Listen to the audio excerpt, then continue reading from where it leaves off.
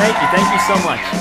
Welcome to the Indy 500, where we bring you 500 seconds of the latest independent films opening in small, depressing theaters throughout the country. Our first movie, Thirst, comes from Oldboy director Park Chan-wook, and tied for the jury prize at this year's Cannes Film Festival. It features people with pale skin who mysteriously never age and have disgusting eating habits. You know, Asian people.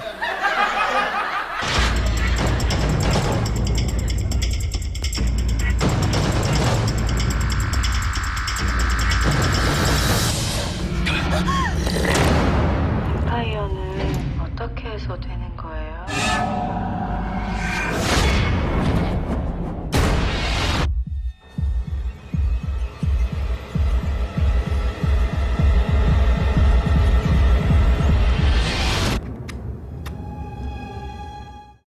The premise of Thirst may seem novel, but if you've ever been to a grocery store in a black neighborhood, you'll know that Koreans have actually been bleeding people dry for years.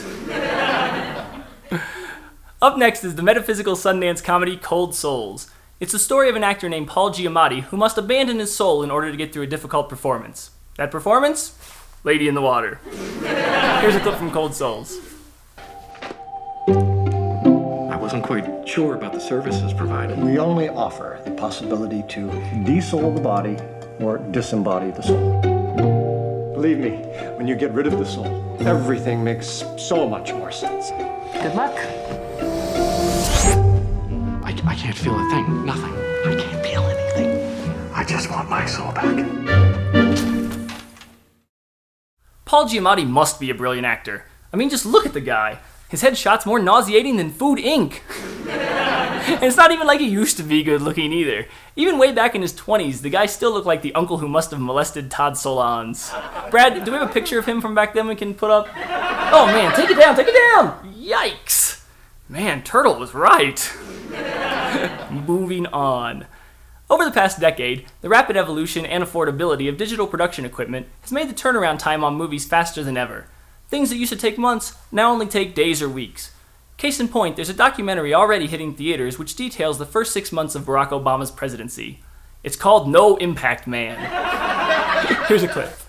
It's a 1-year experiment. Right. And it's extreme. No soda cans, no water in plastic bottles. Don't buy new products. Canceling our magazine and newspaper subscriptions. No throwaway plastic razors. No airplanes, no subways, no taxis, no elevators. Is it possible to have a good life without wasting so much? Isn't it making you so fringe and wacko that you'll just be discounted as a fringe wacko? I'm just asking rhetorically. I'm so sorry. It turns out that No Impact Man is not about Obama. It's actually about someone who gets famous by blogging about a stupid project they came up with in order to get famous by blogging about it. It's just like Julie and Julia, except they wipe their butts with bath towels. Real quick, before we move on to the rest of the upcoming releases, I want to give a quick shout out to one of this summer's best-loved indie comedies, Lynn Shelton's Hump Day. It's a story of two paunchy, middle-aged egomaniacs who can't decide whether they want to fight or fuck. I believe it was originally titled The David Poland, Jeff Wells Story. Oh, wait! I think it might be! Yes, it is! It's the Inside Baseball Joke of the Week. Speaking of Hump Day and its fellow mumblers, we here at the 500 have recently teamed up with what we feel is a really important new charity. We hope you'll agree. Has this ever happened to you? You read a rave review of a film from a hot young director allegedly at the forefront of an important new cinematic movement. So you rush to the theater, but much to your dismay, you soon discover that the film's like a cheap bag of weed. It's all shake. But don't be so quick to blame the filmmakers.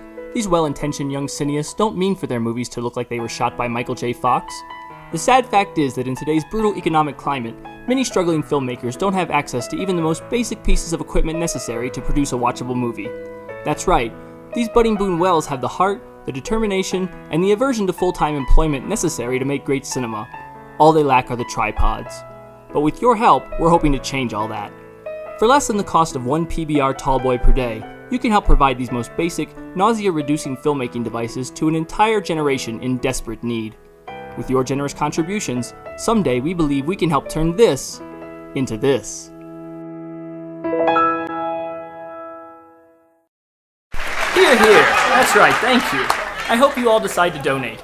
It's such a better use of your money than adopting one of those filthy orphans with the cleft taints everyone's always going on about. Besides, all the good ones are already taken. Speaking of overexposed skeletons desperately clinging to past glory, Anna Wintour is the focus of our next movie, the September issue, a documentary about Vogue magazine, and of course she's also the real-life inspiration for The Devil Wears Prada. Wow, I didn't even realize that the Geico Gecko had entered the witness protection program. Here's a look. I'm with the internationally renowned editor-in-chief of American Vogue, Anna Wintour. The single most important figure in the $300 billion global fashion industry. September is the January in fashion. This is amazing. Well, do mention it to Anna because she's killed half of it. There is something about fashion that can make people very nervous. Man, there haven't been that many offensive bitches in one movie since Beverly Hills Chihuahua. Never gets old. And then, of course, there's this. It's a famine of beauty. It's a famine of beauty, honey. My eyes are starving for beauty. I wouldn't come to the tennis court in just a pair of shorts and a tennis shirt. I go to Damon Dash for my trousers. I go to Ralph Lauren for the shirts. This is my version of a tennis watch. It's the Piaget from the 60s. But I would wear this to the tennis court. I would wear it all day long. What the fuck was that? Man, Carlton's really let himself go. Moving on to another Sundance alum, David Mackenzie's Spread. It stars Ashton Kutcher as a hunky but talentless young moron who fucks a frighteningly athletic old lady in order to live in her multi-million-dollar mansion. I believe it's the first screenplay ever adapted from a Twitter feed. Los Angeles, California. When I first came out here, I had a dream of an easy life. Hot chicks, sports cars, drinking cocktails by the pool. Guess what?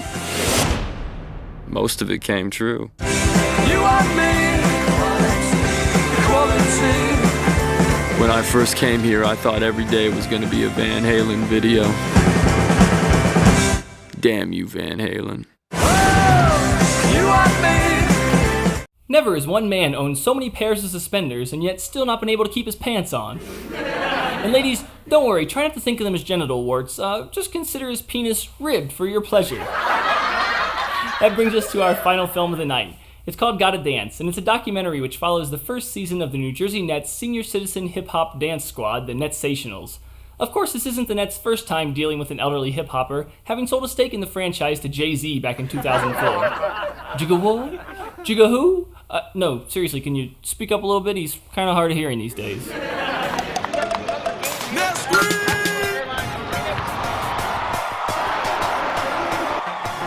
the house.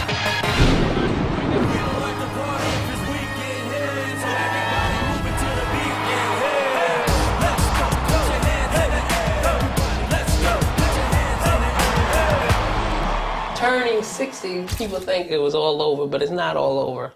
It's just the beginning. God, hasn't Barack Obama euthanized these people yet? You know, sometimes I wish Acorn had never thrown that election in the first place. Well, I can tell by this arbitrary, pun-dictated countdown clock that it's time to wrap up this edition of the Indy 500. Thank you so much for making it this far, and please, please, please go see an independent film in a theater this weekend. And no, 500 Days of Summer doesn't count. See ya!